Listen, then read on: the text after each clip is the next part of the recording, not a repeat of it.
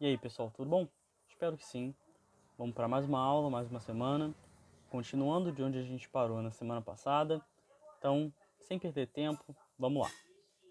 Nessa aula, a gente vai continuar falando sobre o Brasil republicano e a gente vai entrar no governo do Floriano Peixoto.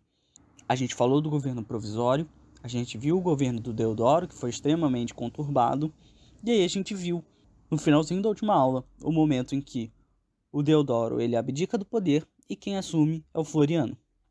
Então, relembrando, o Floriano chega ao poder depois da renúncia do Marechal Deodoro da Fonseca, sendo apoiado por boa parte dos militares e pelos cafeicultores. A gente viu que um dos grupos mais importantes do Brasil republicano era a aristocracia do café, os cafeicultores. Eles tinham grande poder e influência e queriam defender seus interesses. O Marechal Deodoro sofria oposição justamente desses grupos, e ele começa a perder prestígio dos militares pelos eventos que a gente viu na última aula. Então, quando o Deodoro sai, o Floriano Peixoto era o cara. Ele estava com moral tanto com os cafeicultores quanto com os militares. Então, esses dois grupos pensaram que agora as coisas iam melhorar, já que eles tinham um cara que prometia atender o interesse desses dois grupos. Para reforçar essa imagem, o Floriano vai reabrir o Congresso, que o Deodoro fechou, e vai suspender várias das medidas do Deodoro. Além disso, ele vai dar início a uma série de reformas, visto que o Brasil estava passando por um período complicado. Então, nesse primeiro momento, o Floriano está resolvendo todos os problemas que o Deodoro deixou, está se empenhando para resolver os problemas do Brasil e está super de bem, tanto com os cafeicultores quanto com os militares.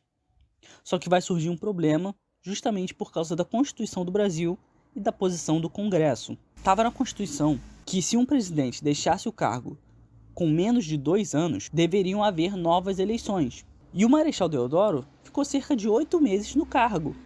Então o correto era que houvessem novas eleições e que o Floriano só governasse interinamente enquanto essas eleições não ocorressem. Só que o Floriano deixava claro que não era a intenção dele sair do governo, ele queria continuar. E isso vai fazer com que alguns membros do Congresso não gostem dessa postura dele. E aí ele começa a sofrer oposição. Além disso, as medidas que ele tomou não estavam favorecendo muito nem os militares, nem os cafeicultores, e isso começa a deixar os dois grupos um pouquinho chateados com ele. E a oposição ao Floriano começa. Muita gente já está insatisfeita com esse governo, tecnicamente porque ele é um governo ilegal, ou seja, deveriam haver novas eleições, e o Floriano não convocou essas eleições, ele vai continuar no poder, e aí aqueles que fazem oposição a ele vão começar a ser presos. E aí, numa matéria de jornal da época, foi atribuído a ele a frase: vão discutindo que eu vou mandando prender. Ou seja, vão fazendo oposição, vão discutindo o que vocês quiserem, enquanto isso, eu vou mandando prender quem for contra mim. Então, o Rui Barbosa, que era uma figura importante política na época, era advogado e tudo mais, ele vai apelar aos juízes pedindo um habeas corpus para soltar esses caras. Então, a ideia dele era soltar esses presos políticos. E aí, nessa situação, é atribuído a ele também a frase: se os juízes concederem habeas corpus aos políticos, eu não sei quem amanhã lhes concederá o habeas corpus de que por sua vez necessitarão. O que ele está falando? Se os juízes concederem habeas corpus para os caras que eu mandei prender, eu vou mandar prender os juízes. Isso começa a criar um clima de tensão no governo, com os políticos, com os cafeicultores e com os militares, porque ele está dizendo que qualquer um que se opor a ele, ele vai mandar prender. E aí vão surgir revoltas no governo. Consequentemente, por causa dessas ações que ele está tomando, muita gente vai ficar insatisfeita e vai começar a se revoltar. A gente vai ter a segunda revolta da Armada, lembrando que a primeira ocorre durante o mandato do Deodoro. E aí, mais uma vez vai ocorrer agora no do Floriano. Em 1892, 13 generais vão enviar ao presidente uma carta-manifesto exigindo novas eleições para que assim se pudesse restabelecer a ordem da nação. O Floriano não vai gostar dessa carta, vai punir os militares com o afastamento das forças armadas e vai ordenar a prisão deles.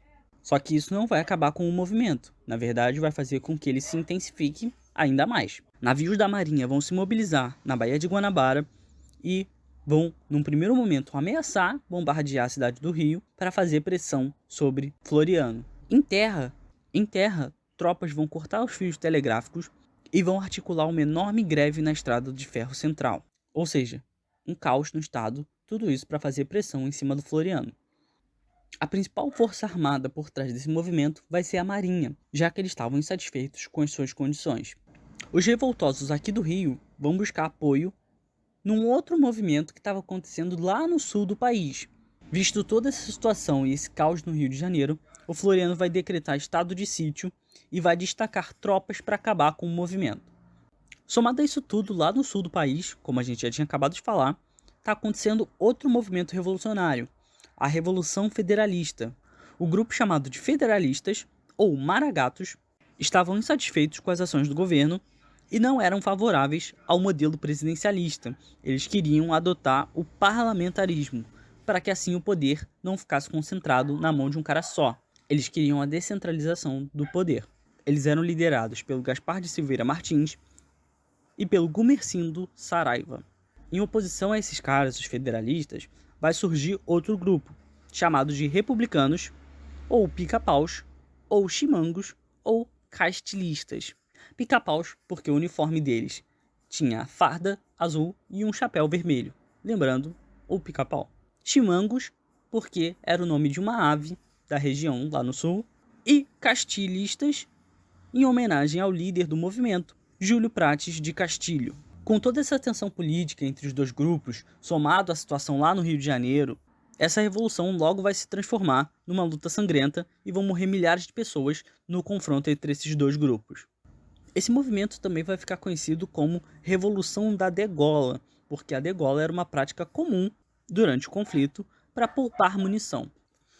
Mesmo sofrendo enorme pressão política, lidando com dois movimentos de revolta em lugares diferentes, toda uma oposição por parte da sociedade, o Floriano consegue acabar com as revoltas e consolidar o poder. E por causa disso ele ganha o título de Marechal de Ferro. E mesmo com muita oposição, ele consegue terminar o mandato, os últimos 3 anos que faltava do mandato do Deodoro, de quando ele renunciou. E aí quando ele termina o mandato, vai ficar um mal-estar em geral na sociedade, todos os setores, em especial os cafeicultores, que fizeram oposição ao Deodoro justamente para ter mais representação. Quando o Floriano chegou, eles achavam que eles iam ter essa representação, mas não aconteceu, eles continuavam de lado. Isso tudo vai deixar esses caras muito insatisfeitos. A população, no geral, está insatisfeita com os militares, e a imagem dos militares está desgastada, porque foram 2 presidentes militares que não deram certo, que tomaram medidas questionáveis, e também a revolta da Armada, uma revolução militar que bombardeou uma cidade. Então, a reputação dos militares ela não estava legal com ninguém da sociedade. Isso vai fazer com que haja a necessidade de uma mudança. E quem vai estar mais interessado nessa mudança são os cafeicultores. Eles vão estar determinados a, nas próximas eleições, elegerem um presidente civil, ou seja, um presidente que não seja militar. É claro que esse cara teria que estar ligado aos cafeicultores para que finalmente eles tivessem os interesses deles atendidos. E a gente vai continuar vendo essa história na próxima aula. Finalizamos por aqui. Espero que vocês tenham gostado, entendido, tenha ficado tudo claro. Se não, dúvidas, perguntas, sugestões, enviem, por favor, tá bom? Então, até semana que vem. Um abraço. Tchau, tchau.